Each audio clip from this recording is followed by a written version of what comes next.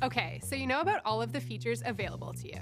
Now, let's look at what you should be posting. The good news, your followers have decided that they want to see your content. Make sure to remember that. Many creators gain the audience, but then forget about them. You're not just creating for you anymore. You have an audience to think about.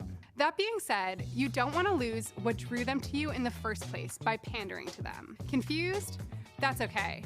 That's what this lesson is all about. Let's get started. A content pillar is a subset of topics or themes that your content is made up of. Sometimes these are called buckets, and they represent the topics that your target audience will expect to be covered on your profile. If you walked into a hardware store and found them selling produce, you'd be pretty confused, right?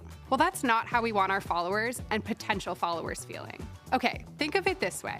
I'm a chef on Instagram. My content pillars might be breakfast, culinary school, and late night snacks because I often get home late and I often post late. There's 3 clearly defined categories that all fall under the cooking umbrella, but are distinct in their own way. So what are your pillars?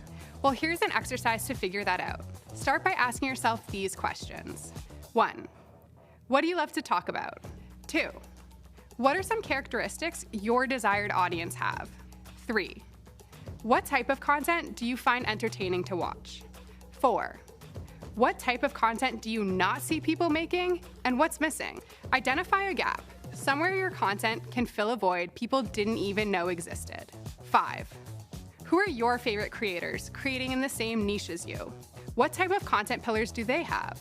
Hopefully, this has helped you figure out your content pillars, and if you have, now it's time to do some exercises to figure out how to put these into action. We're going to throw you 3 exercises to help you get started on your journey to creating content. Getting started is always the hardest part, but these will help. Exercise 1, spaghetti on the wall. Nothing will be perfect when you start off your Instagram journey. Don't expect to get the perfect content strategy before you start posting. The platform is always evolving, and so should you and your content. This might be hard to hear if you're a perfectionist, but this exercise is messy. You try everything, like throwing spaghetti against the wall, and see what sticks.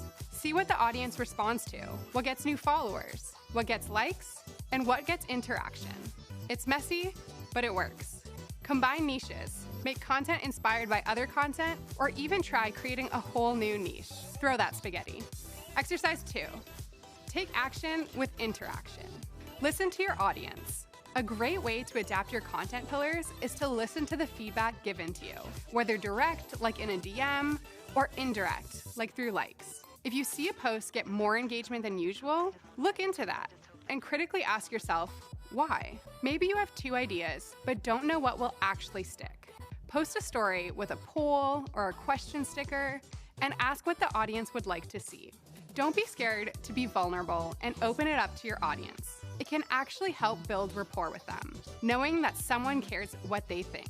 And as best practice, take some time to reply to DMs and comments and interact with other creators. It will bring you closer to your audience and maybe even offer you a little inspiration.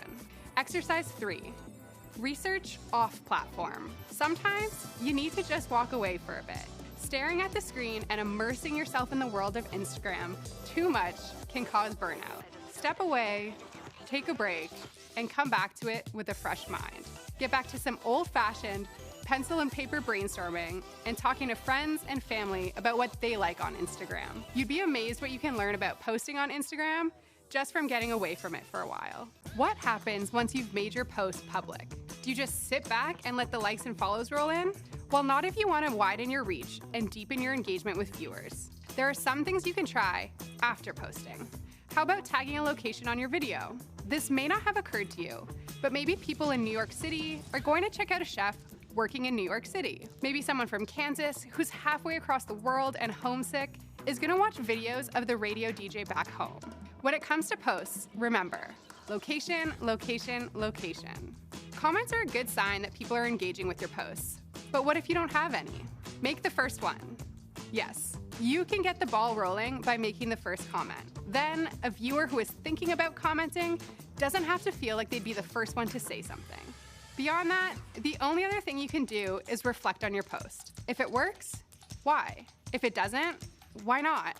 Whatever knowledge you have is simply brought to the next post. Once your posts go out into the world, it's important to reflect on them and your overall work on the app. Here are some questions to leave you with that should help you reflect and grow in your quest to become a great content creator. What is your page all about? Look at your profile as a whole. What is it about? Try to come up with one clear sentence. What makes you you?